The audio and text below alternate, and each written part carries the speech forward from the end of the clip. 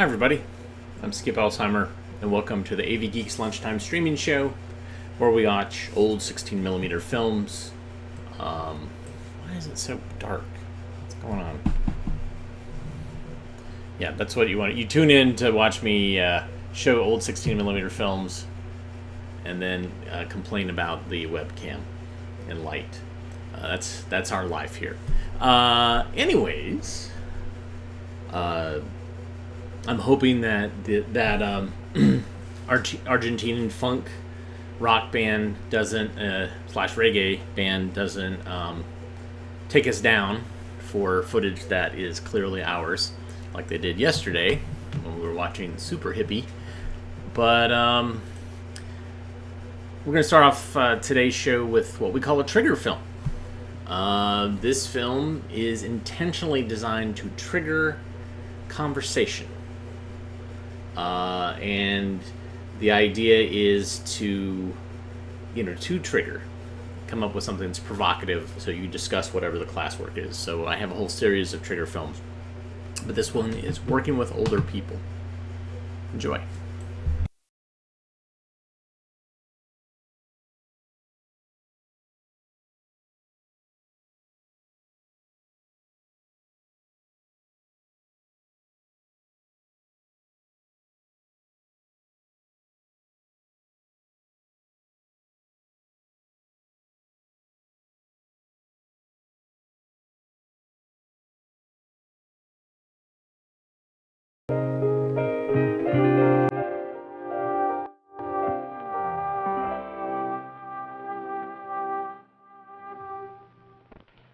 As you enter the Senior Citizen Center office, the secretary, Mrs. Brownlee, greets you.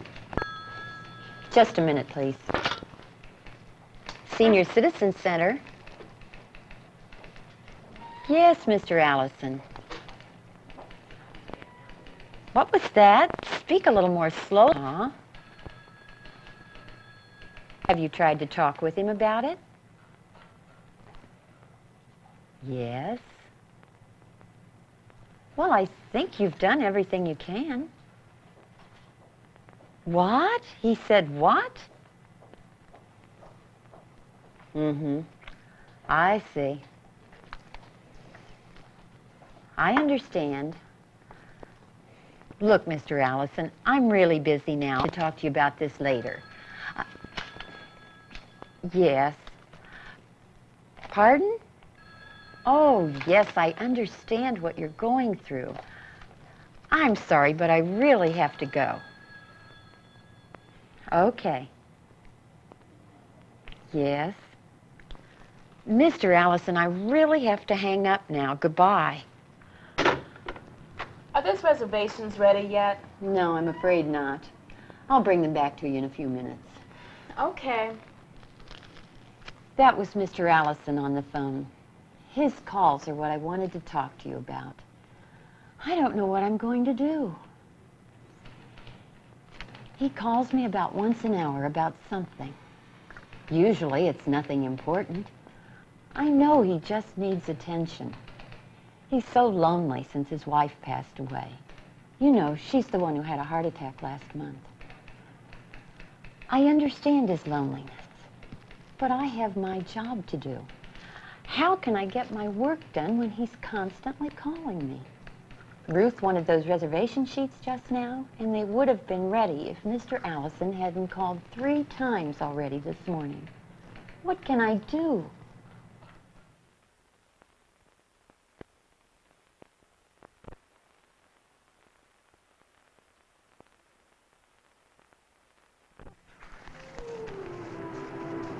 Oh, I got a return from Medicaid.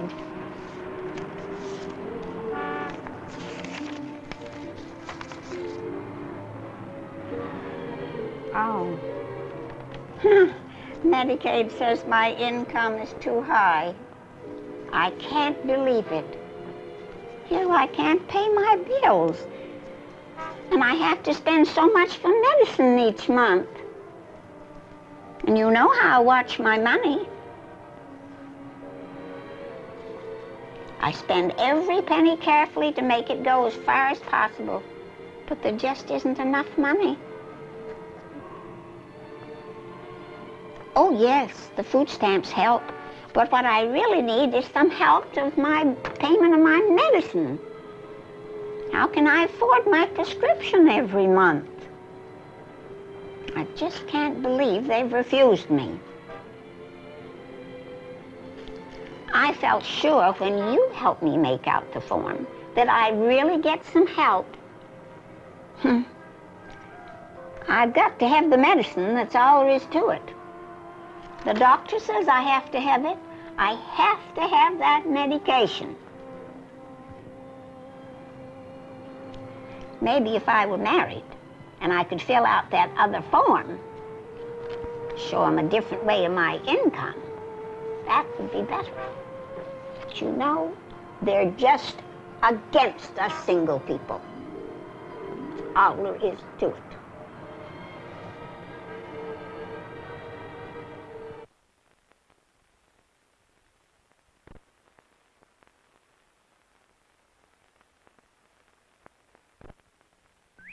Today you are visiting Mrs. White for the first time. She was referred to you as a possible client by her pastor. He thought she might need some of the community services with which you have contact.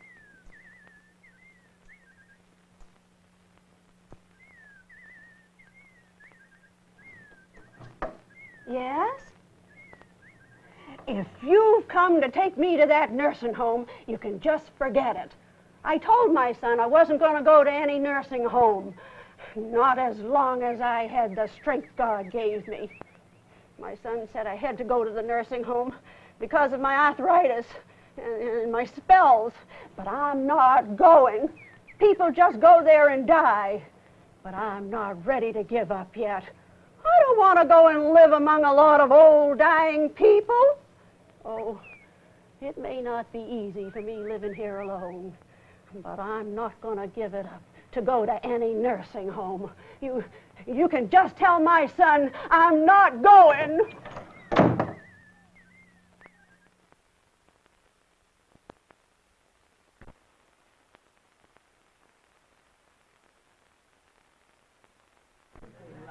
Today you are visiting the nutrition site in your community where older people gather for meals. This is a fairly new site, so you try to drop in for lunch 2 or 3 times a week to see how things are going. Aggie, my sister visited me last night. You should have seen her beautiful dress. A kind of blueprint. Agatha, are you going to sign up for crafts this afternoon? No. Oh, you're going to miss a good one. Francis brought in some new material for the quilt. And I just love to work on the quilt, don't you? Don't you? Oh, this is Agatha Bentley's birthday, and we have a cake. Now let's sing Happy Birthday to Agatha. Happy birthday to you. Happy birthday to you. Happy birthday, dear Agatha. Happy birthday to you. No hopes.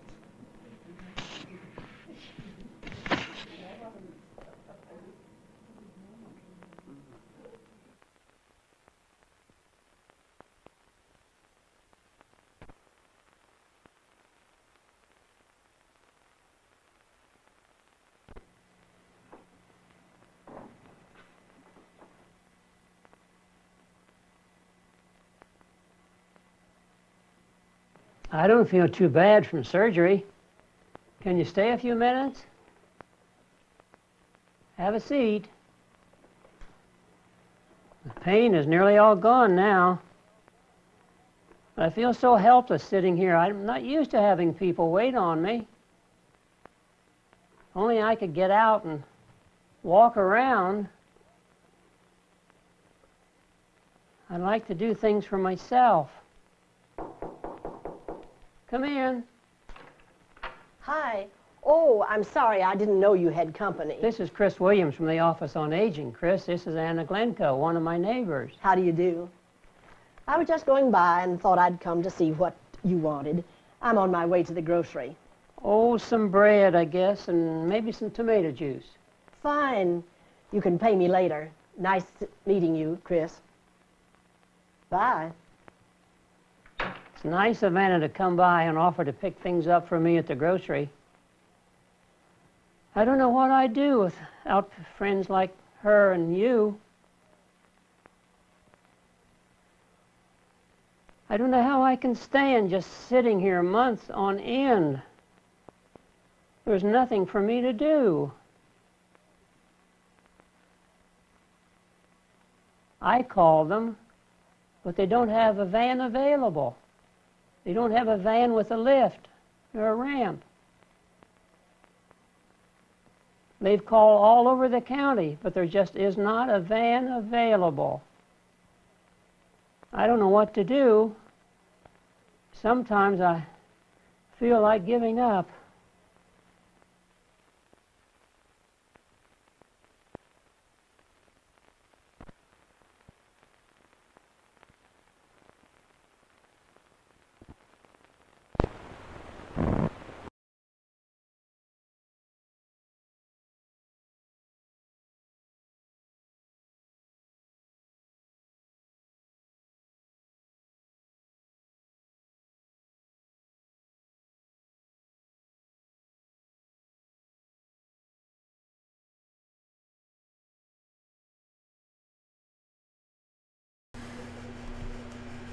Hey, sorry.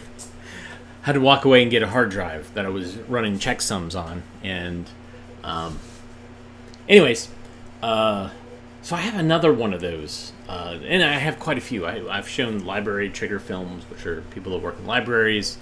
There are ones for police officers, but they are, I don't know. In this current climate, I don't feel like I should show them. Really fascinating stuff. This is gets at the root of what an educational film is about. Is all right. It's open ended. Let's watch this and let's discuss based on what we've learned so far. So, triggering was the point. All right. Next film we got set up is What Made Sammy Speed, and I looked in my database of what I've shown, and I haven't shown this one yet. This is a Sid Davis film. Sid Davis, if you remember, was based in Santa Monica area of Southern California, and started off as an amateur kind of filmmaker and kind of built a company. And it feels like he made the same film over and over and over again, which is about the dangerous stranger, and so there's lots of variations on that. But this one veers into driver safety, and what's interesting is he would reuse his scripts a lot. He would also rarely have people talking on camera because that was more expensive and more difficult. Oh, wait, you can't hear me? Can you guys hear me? Yeah, you can hear me.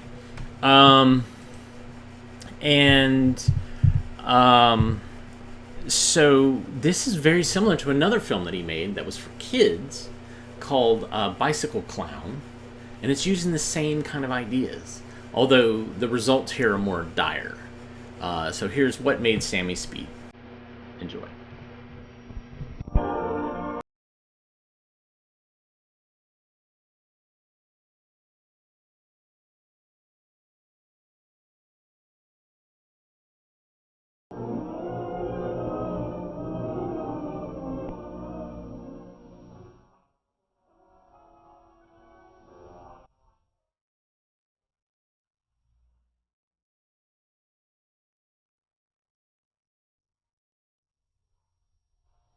Under this ambulance sheet lies Sam Robertson, age 17.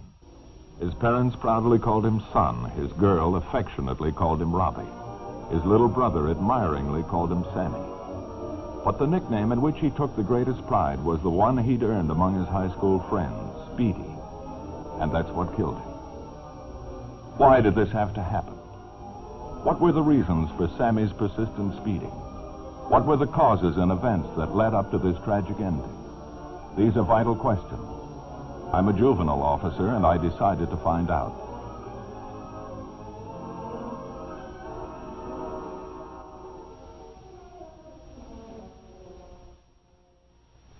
My first call was made upon Sammy's family. I talked with his father, a well-liked and respected resident of his community. When I told him what I wanted, Mr. Robertson at once consented to give me the history of Sammy's driving. At first, Sammy's father had resisted his son's request for permission to use the family car. The issue had become quite a conflict between them until finally Mr. Robertson reluctantly gave in, on condition that Sam buy his own gas and oil. This to teach him the value of money. It was a sound and sensible obligation. And he also earnestly admonished Sam to drive carefully and heed all the traffic rules. But Mr. Robertson's own driving habits left much to be desired. And although he was a skillful driver, many small collisions were avoided only by the alertness of the other drivers. Perhaps it was while watching his own father drive that Sam first got the unfortunate idea that a good driver can take chances. And Mr. Robertson said that Sam had been before me only once on a speeding charge. I remembered the incident well. Sam admitted going too fast and was willing to take his punishment. But his father was quite outraged at the fact that the police haul in good, clean-cut kids for driving a little fast, especially when they're good drivers, while the streets are filled with thieves and murderers. It was a standpoint all too often encountered. How much did it contribute to Sammy's own attitude toward speeding?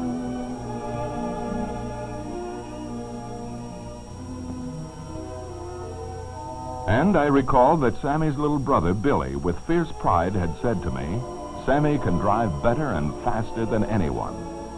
Billy was convinced that it was the other drivers that were the bad ones, for Sammy never had any trouble.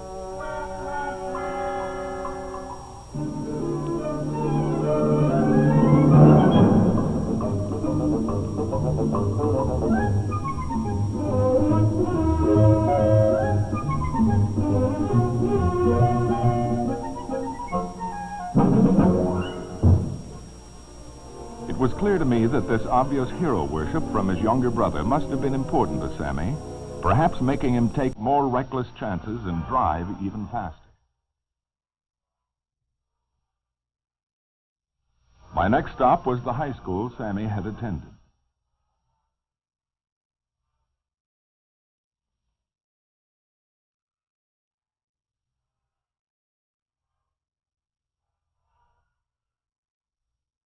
I talked to several of Sammy's teachers. Soon after Sammy had enrolled in the school, he had become popular with the other students. They all agreed with the opinion voiced by one of his teachers who said that Sammy seemed to be a conscientious and responsible youngster. A good student, not brilliant, but intelligent and showing good common sense in his work.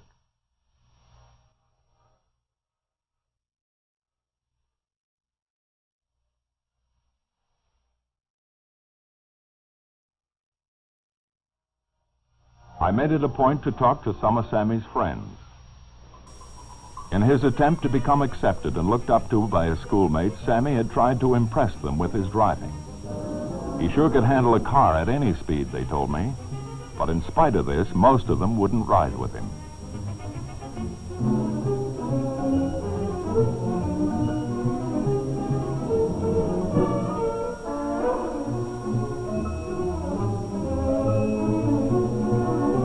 Once Sammy had earned his friends' admiration, he thought his reputation for fast driving had to be kept up. Even his girl Wendy admitted that she thought his speeding manly and courageous. And now she felt ashamed and guilty as she told me of the thrilling sense of power she had shared with Sammy speeding. If only she had realized. Wendy told me that recently one of Sammy's close friends had been in a wreck and might be permanently crippled. But Sammy's attitude seemed to have been the usual. It can't happen to me. And his own reckless speeding continued. He took more chances than ever, almost defiantly now.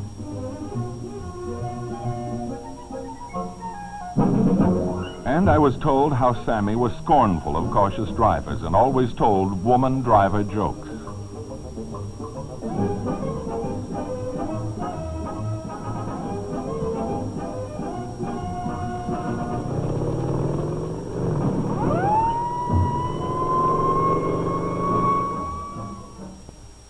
I learned how Sammy used to boast of his recipe for beating a rap if stopped by a patrolman for a traffic violation.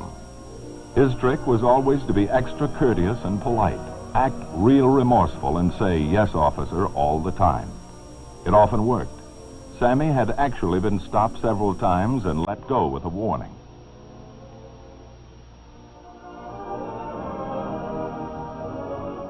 I went to see Sammy's coach and found him on the field. He told me that only a few days ago, Sammy had tried out for first base.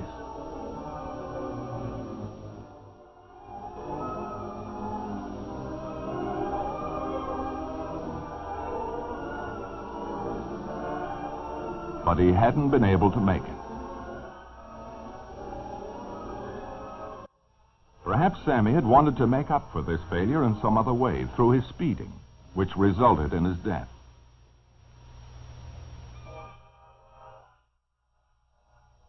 From the doctor who had given Sammy a recent physical examination, I learned that he was in tip-top shape. He felt that the cause of Sammy's collision had been nothing physical. His reflexes were sound, his eyes were perfect, his heart was strong. Why did it happen then? Not because of slow reaction time, but because of reckless speeding, and perhaps an attitude. Sammy worked a part-time job after school, and his employer told me that he had found him to be a dependable boy, friendly and courteous, and he never knew him to drink or smoke. He also told me that the day before Sammy's unfortunate mishap, he had asked for a raise, a request which it had been necessary to deny. Sammy had been disappointed, unduly so, he felt, and he'd thought the boy probably needed the extra money to meet his expenses with the car. Then the following day, Saturday, Sammy had picked up his girl to go for a ride.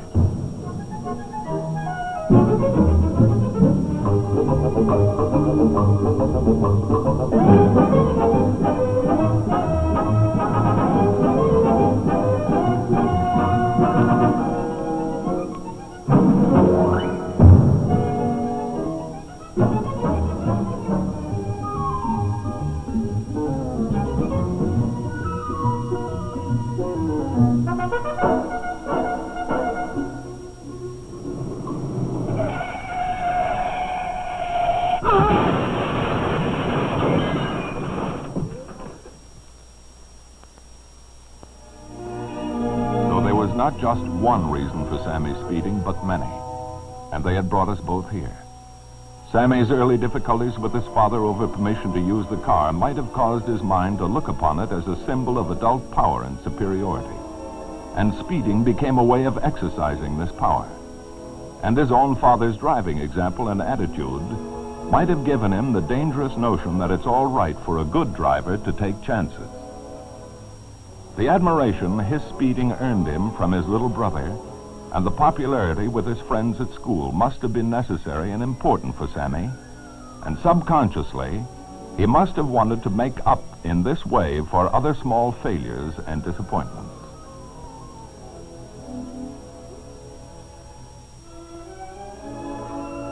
Sammy's speeding then was an emotional outlet, and a tragically ill-starred one. For it was a compensation for feeling of insecurity and inferiority, unhealthy thrill-seeking, immature defiance of authority, and a lack of a sense of responsibility, as well as misguided attempts to show superiority.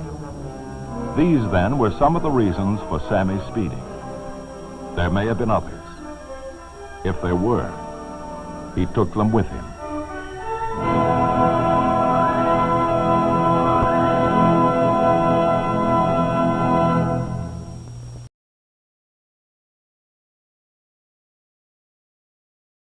It's our good friend, the crash sound effect that was used in,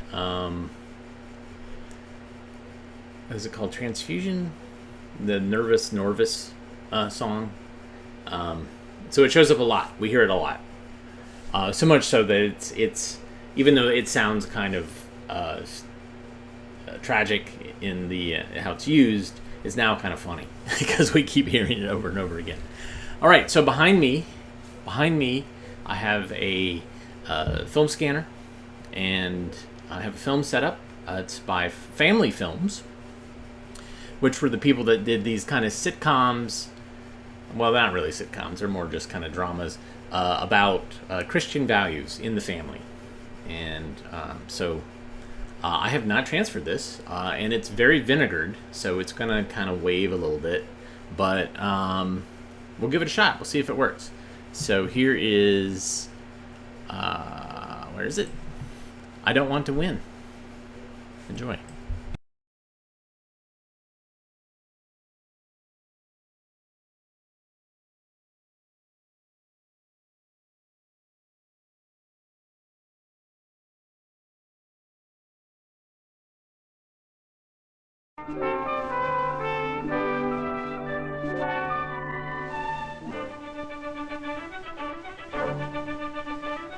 Hold on.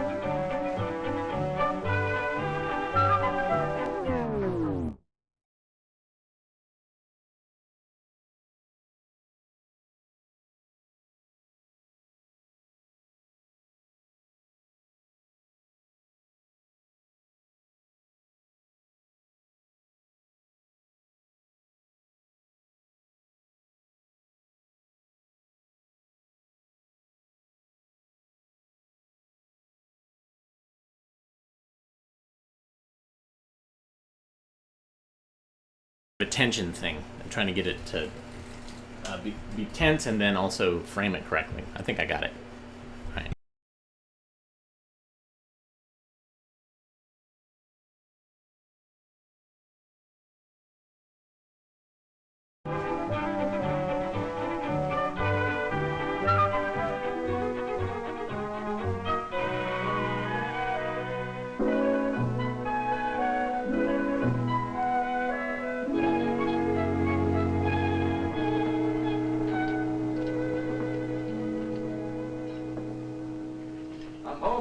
Oh, hello, dear. Hiya. Hi, honey. Where's Chuck? Oh, he's over at Jimmy's house. He should be home soon. Hey, did you pay the gas electric bill when you went marketing? Yes, dear. Hey, Mom! There's going to be a soapbox derby, and I can be in it. Hi, Dad. Hi. All I have to do is build my own racer, like this one. Look. Jimmy's going to enter, and I'm going to too. Can I, Dad? Can I? Well, I don't see why not, dear. Sponsored locally by Dawson Motor Company. Oh, this Mr. Dawson. He's your church school teacher, isn't he? Yeah. Is he going to show you how to build this car? Of course not. He can't. According to the rules in the book, nobody's to help me. I got to build the whole thing myself. It's whoever builds the best car that wins. Best one wins, eh? Well, then we'll just have to build the best one. What do you mean, we? I just told you. I got to build the whole thing myself. The rules say so. Well, there's no law against getting a little advice from your dad, is there? Especially when your dad has to foot the bill. You figured how much this is going to cost yet, son? The book says I'm not allowed to spend more than $10. $10? You can't build much of anything for $10. Well, that's besides the wheels and the axles. We buy those from Mr. Dawson's place. Well, that still doesn't leave much for the rest of the body. That is, if you're aiming for a winner. Tell you what we do. Let's see what we can rustle up in the garage. Yeah, let's. Now, just a minute, you two. Supper will be on the table in a few minutes, so suppose you both wash up right now. Okay, Mom. I'm sure this big engineering project can wait till after supper.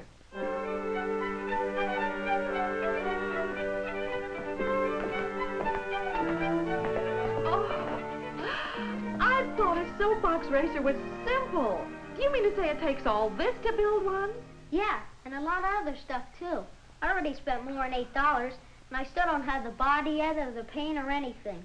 I'll never make it. I still need a piece of plywood, like this here. Oh, no, you don't. Now, this is the wood your father bought to make me a spice cupboard. He's been promising to get at it for weeks. Oh, let him have it, honey. I can always buy another piece. Oh, all right. Say, wait a minute. How much are you going to charge me for it? The rules say I got to keep count of how much everything costs. Well, suppose we say, 50 cents. That sound fair enough to you? Oh, boy, only 50 cents. Oh. That's what you get for making a racer out of my cupboard. Come on, boy, let's go to work, huh? Every car shall have a wheelbase of 40 inches.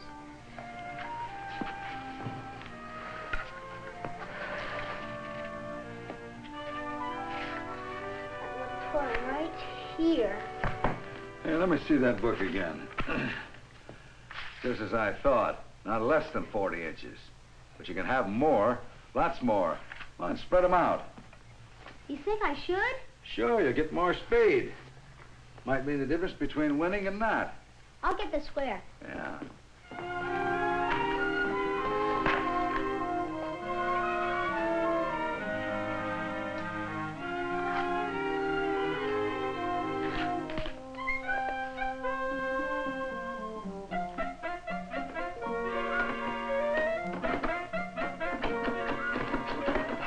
Now put in the cotter pin. Boy, now bend the end over like I showed you on the other ones. Yeah, Dad, I know. Boy. Isn't this fun? Yeah. Watch it, son. You're drilling out of the slant. Chuck, Charles, lunch is ready. You go ahead in, son. I'll put these tools away and be right in.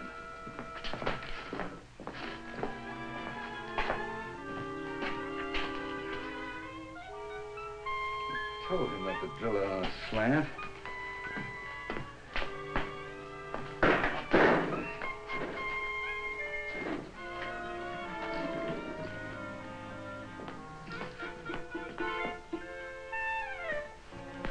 Dad, you're not supposed to touch that. Well, I was just going to straighten it out a little. Oh, what's a little hole? Anyway, I just started it. You can finish it after lunch.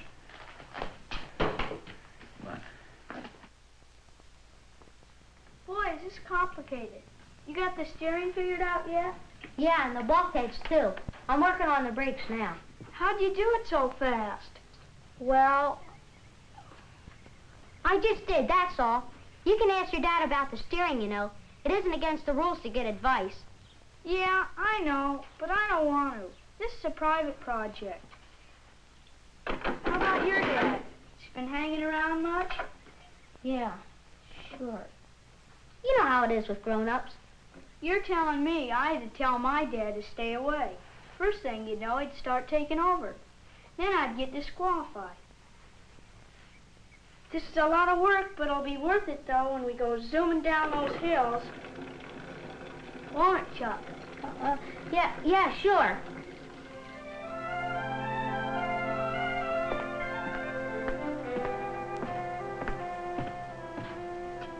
Hi, Chuck. Hello, Mr. Dawson. Something I can do for you? It's about the soapbox derby, Mr. Dawson. What about it? Having troubles? Well, I guess so. It's about the rules. Something you don't understand? Here. Oh, I understand them all right. It's just, well, I was wondering. If someone broke the rules and wasn't found out and went ahead and won, that wouldn't be fair, would it? No, of course it wouldn't. You see, Chuck, winning a game or a race isn't too important. But playing the game according to the rules, that's the important thing. It's the same thing we talked about a couple of weeks ago in Sunday school. If you can't obey the rules, then you can't win. Not really, now can you? No, I guess not. Let's put it this way. What good would it do anybody to win a game or a race if he didn't do it honestly? The fellow would be cheating himself out of the greatest victory of all. The real fun in winning is knowing that you've done it fairly and squarely. Now, do you get me? Well, I think so. But what if one of the fellas was stuck on something, and I told him how I did mine? Would that be against the rules? No, not any real rules that I know of. Of course, so, if he let you help him build his racer, then that would be cheating just the same as though he spent more than the $10 for material. Thanks, Mr. Dawson. I just wanted to make sure about the rules. Bye, Chuck. I'll be waiting to see that racer. Bye, Mr. Dawson.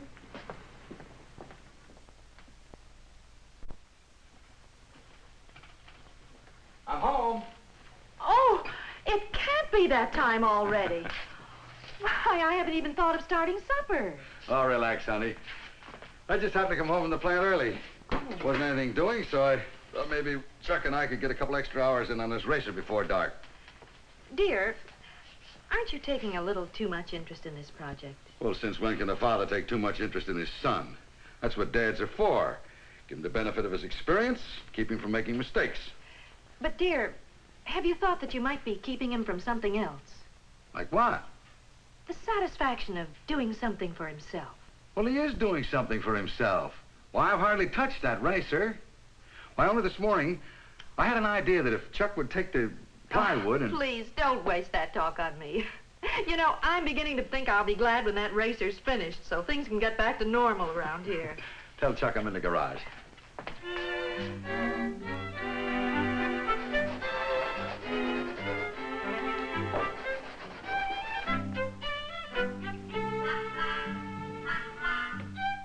Oh, there you are. I was just about to phone over at Jimmy's house and tell you Dad got home early. He's waiting for you in the garage. Well, how's Jimmy coming along with his racer? He's still working on the steering. I tried to tell him how I did mine, but I couldn't. I couldn't remember how it went together. I just did what Dad told me to do. Well, isn't it nice that you have Dad to help you? But he's not supposed to. The rules say I have to do it myself, and Dad won't let me. He just won't let me.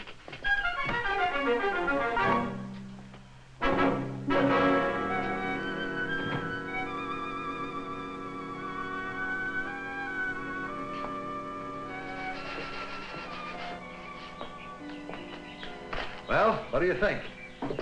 Now all Chuck has to do is finish sanding her and paint her, and she's ready to go. He turned out to be quite a builder, didn't he? What's the matter? Something wrong? Yes, there is. With this racer. Oh, what do you mean? Why, it's perfect. I'll bet this can beat them all. But it isn't mine. What do you mean it isn't yours? Dad, I didn't really build it. Oh, what are you talking about? Of course you built it. I know you were trying to help me win, Dad. But I don't want to win. Not that way. If I entered the car in the race now, it wouldn't be fair. You mean you're not going to enter the race? I'm sorry, Dad, but I can't. But I still can have a lot of fun playing with it. Mom, is it okay if I take it over and show it to Jimmy? Of course, dear.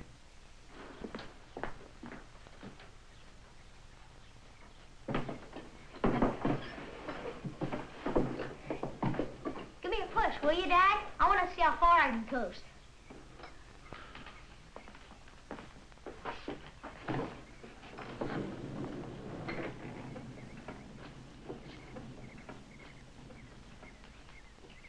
I can't get over it.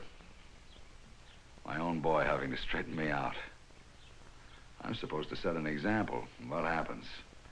11-year-old boy hits me right between the eyes. How stupid can a guy be?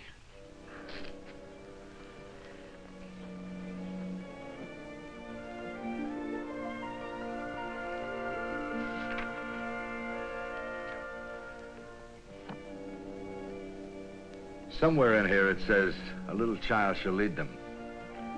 And whoever said it must have had me in mind. I'm mighty proud of that boy of mine, especially the kind of a Christian he's growing up to be. We parents are supposed to teach our youngsters by setting a good example. I guess that's where I sort of let my enthusiasm get the better of me. But there are times when we can learn plenty from our children.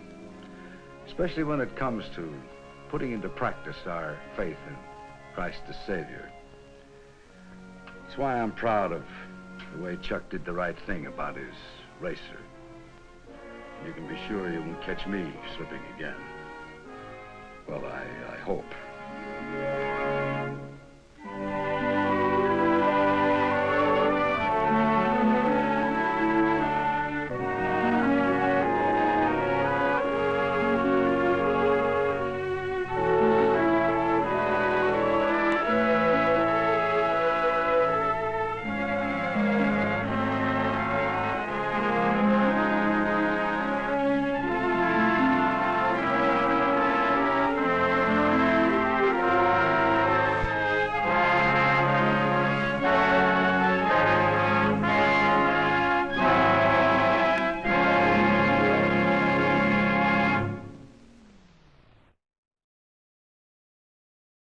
Chuck. What are you going to do with you?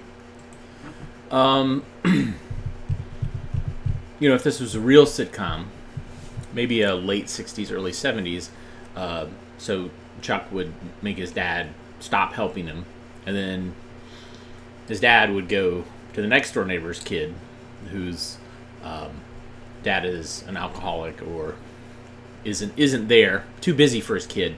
He would help him make something that would beat his own son's racer. That's where the drama and the comedy come in.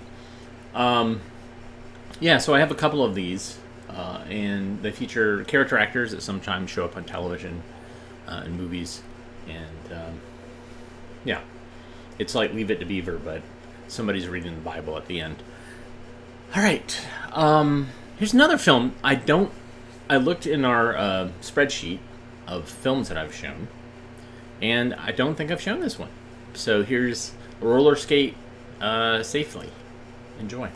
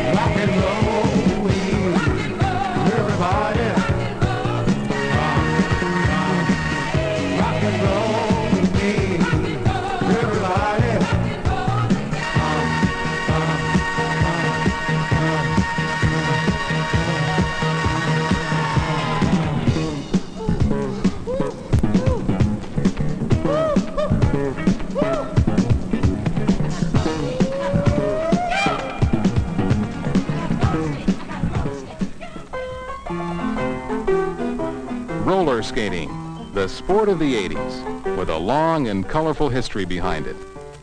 You can trace its beginning all the way back to 18th century Belgium. It became a marvelous form of exercise and fun for boys and girls and men and women of all ages. And the sport quickly spread to countries all over the world. The first skate wheels were wooden, later metal. But in the early 1970s, roller skating really came into its own with the invention of the urethane wheel. Originally devised for skateboards, the wheels were quickly adapted to roller skates. And the sport enjoyed a rebirth of popularity with young and old alike. By the time the 1980s rolled around, there were babysitting roller skaters, stunt skaters, club skaters, and music-minded skaters.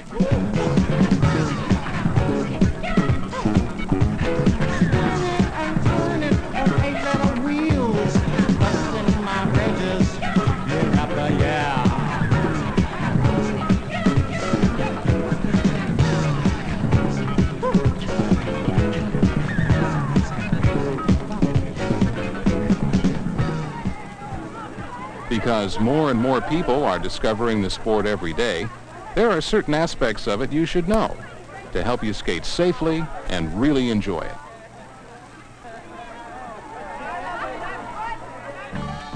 If you're in the market to rent or buy skates, well, you won't have far to look. Roller skating has become big business.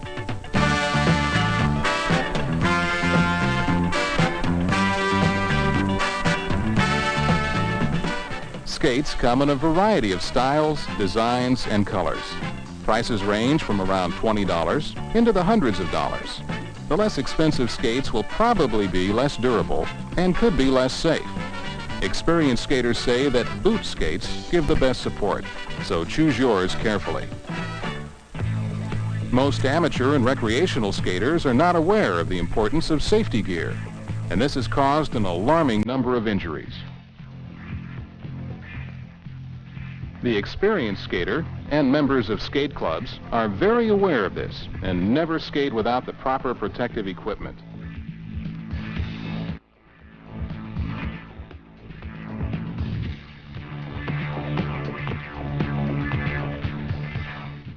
The biggest danger comes from the unexpected fall.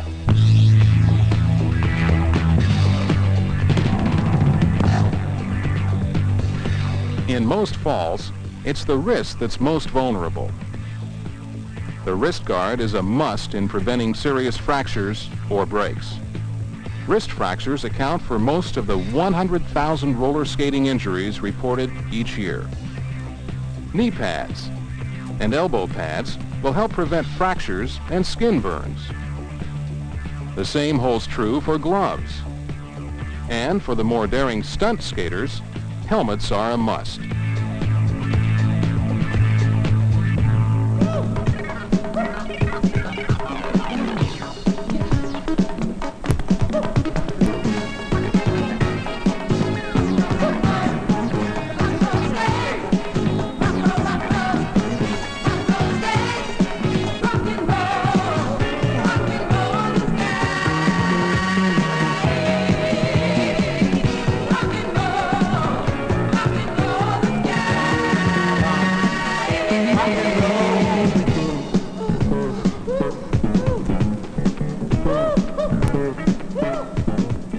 The most experienced skater knows that routine maintenance and safety checks are very important. It doesn't take a lot of time and can help prevent serious injuries. This is Billy Burke, an expert skater, instructor, and director of the National Skate Patrol of California. Okay, we're going to talk about tying our skates right now. When we look at our skates, the first thing we want to look at is the toes. Towards the toes, you want the laces a little bit loose, but firm. Now, right up in the instep here, that's the most important. You want that quite firm. And then as you go up towards the top of the skate, then it's kind of loose. You notice the way I have no dangling laces? That's very important too. Now let's look at the toe stop. Toe stop, there's really not that much to it. You just make a simple adjustment to take it off or put it on. But if you want a little bit extra life to your toe stop, you can rotate it. The next thing we're going to look at is our wheels. If you got them too loose, you're going to have a lousy ride. It's not going to be smooth at all. If you got them too tight, they're not going to spin. So what you do, you loosen them up until they spin freely without any side play. Test them, I spin them, great, no problem at all. Next, I'm going to make adjustment on my trucks, if need be. How do I know that? I'm going to put it between my knees and I'm going to rock them back and forth. If they move from side to side quite easily, then maybe they're a little bit too loose. If they don't move at all, they're definitely too tight and you won't be able to steer them. So what I want to do, I want to take my tool right now and I want to move it counterclockwise. Here I'm making them a little bit looser and I'm going to test them again. What I'm going to do here is just make one final adjustment, maybe a turn and a half, couple of turns to the right. Test them one more time. Perfect. What I want to do now is I want to give my skate a once-over. I'm going to recheck my kingpins. I'm going to check my wheels. I'm going to check my toe stops. And if everything is right, then I'm ready to go on the road.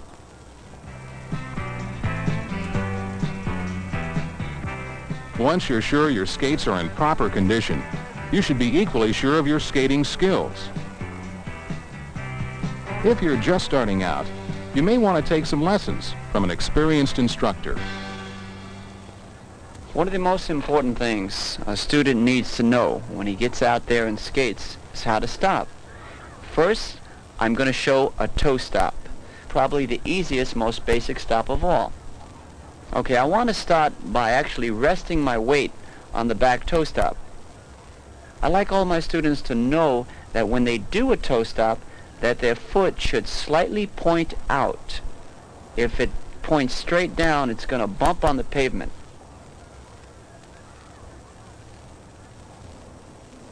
Notice the way my toe is very slightly pointed out, and there's quite a lot of pressure on that back toe stop. Okay, the next stop is the T-stop. This is a little bit more sophisticated, but a far better stop. And I require all my students to learn that within the first few weeks. Now what I'm going to show is the fall. Okay.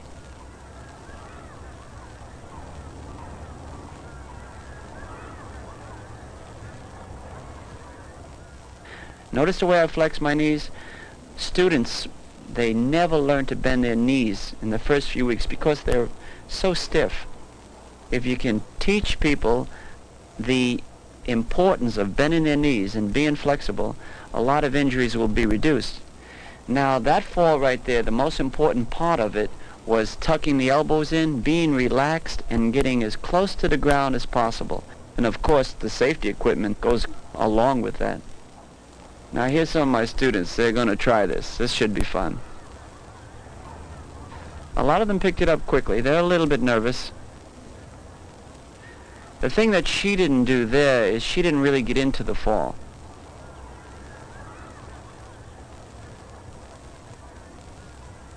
You've got to roll. You must roll. If you don't roll, what's going to happen is you're going to take up all the impact of the ground. If I can get my students to roll, they're not going to get hurt. Where you skate can be as important as how you skate. Parks with smooth skating lanes are your best bet. Skating around slower moving pedestrians can cut down on your fun and mobility. It could also result in possible injury to you or a pedestrian.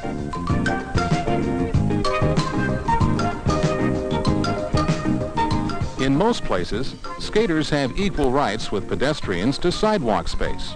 But since skaters obviously move faster, they need to exercise more responsibility, courtesy, and common sense.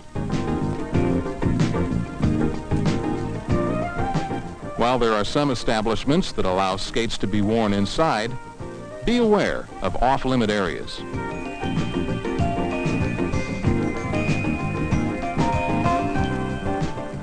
And remember, skaters are bound by the same regulations as pedestrians when crossing at intersections.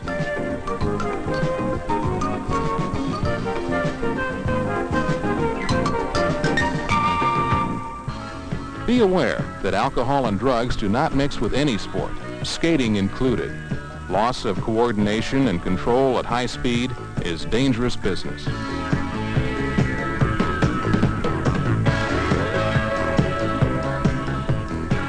Have fun, but stay alert. Use common sense. Think of your skates as sporting equipment and skating as the sport it is. A sport great enough to be considered for Olympic competition.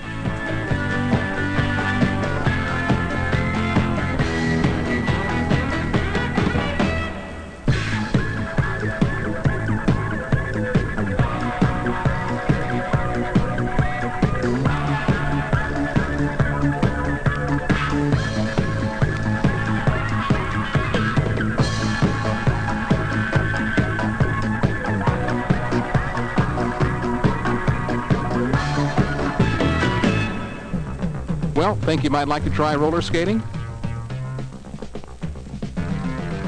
If so, then keep these basics in mind. Know your equipment. Keep it in good running order. Take a tip from experienced skaters. Wear the proper protective gear every time you skate. Knee pads, elbow pads, and especially wrist guards. Pick a good, smooth, safe place to skate, away from automobile and pedestrian traffic. Know the limitations of your equipment and your ability. Exceeding either one could result in serious injury. Then, go ahead and enjoy yourself in the fastest growing sport in the world.